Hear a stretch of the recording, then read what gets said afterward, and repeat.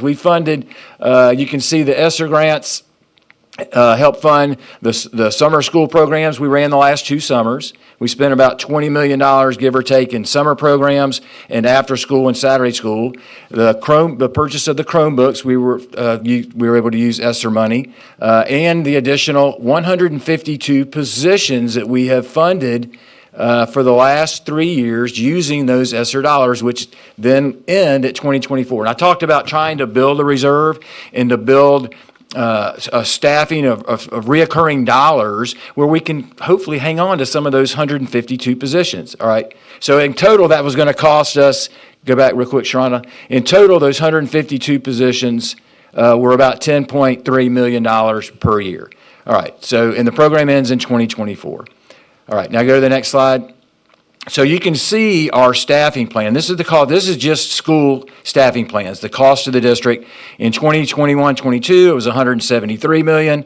22-23 was 184, and now we're going to jump 17 million next year. Lincoln County Schools has never in the history of our district had a staffing plan north of $200 million. And a lot of that is because of raises, increased cost of health care, and the increased staff that we've put in our schools. Remember, we talked about those 3 things that pull at our purse strings. One is instructional materials and the things that we're giving our teachers to provide a high quality education. 2 is the staff that are in our schools, which are reflected in this staffing plan in those additional positions. And then 3rd is salary increases for our instructional and non-instructional employees. So of those 152 positions that we have been paying, that $10.3 million, we have money to keep 83 of those. Over 50% of those positions we're going to keep. The additional guidance counselors, the additional social workers, and interventionists at our elementary schools. So in total, we are committed out of our general fund an additional $5.6 million to keep those 83 positions. Well, you can do the math. I think that's what leaves 69 positions that are unaccounted for. Well, I'm proud that we're keeping 83. Yes. And honestly, this staffing plan is healthier and benefits our schools at a higher level than it did prior to COVID. So I'm really proud of this, and you guys should be proud of it too. And those 69 positions, they're going to be absorbed. We have a teacher shortage crisis. Those aren't people that are going to be on the street, and they're going to be absorbed through attrition. I feel very good about that. Because then a lot of some of those interventionists will just go back and become classroom Say that teachers. again, Mr. Superintendent. That a lot of those positions are going to be absorbed. Those interventionists go back into the classroom, okay, to offset the teacher shortage issue that we have. But at the end of the day, it's not going to result in all these folks being laid off, okay? We're just going to repurpose them.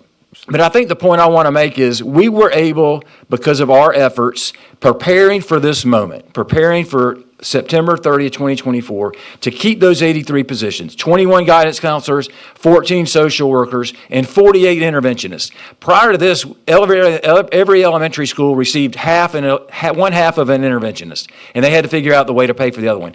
Every elementary in K-8 now, all 24 of them, will receive 2 interventionists at every single school. They still are being very conservative. We are not adding positions, especially at the district. And some of our schools, especially our high schools, they're losing those interventionist positions. I feel confident, though, that they're going to be repurposed back into the classroom. Pre-COVID, we had 1 guidance counselor at all those elementary schools and 1 half of an interventionist prior to COVID.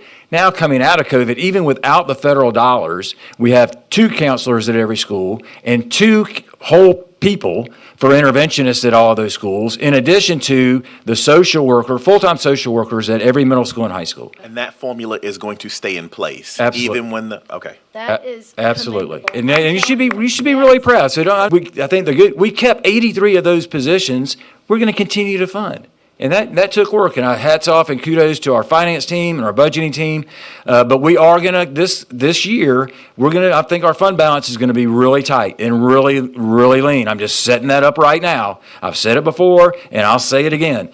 But I and you guys, we've all been committed to pushing as many resources down for books and materials, for additional counselors, interventionists, social workers, the ones that are doing the work every day with our kids. and then for salary increases for our people. And we've really moved the needle in all three of those areas. We have, okay? And you should be very proud of it. I certainly am. But what I think is so critically important about what you've described, sir, is that we were intentional about making certain that we had impacts both on what we knew were the mental health challenges our children were dealing with, and subsequently we were also concerned about what we were doing in terms of making an investment that would remedy learning loss. Here now, some 3 years later, we have seen the return on that investment, such that as we talk about making these hard-pressed changes, we find our children and our schools in far better positions than they were when we finally returned from hybrid classroom situations. And so subsequently, it's been that type of management and leadership that we've been able to provide at the district level that has subsequently informed the activity at our sites. As hard as this might be, we know that we are better prepared because of what has been our intentionality and the impact of those investments.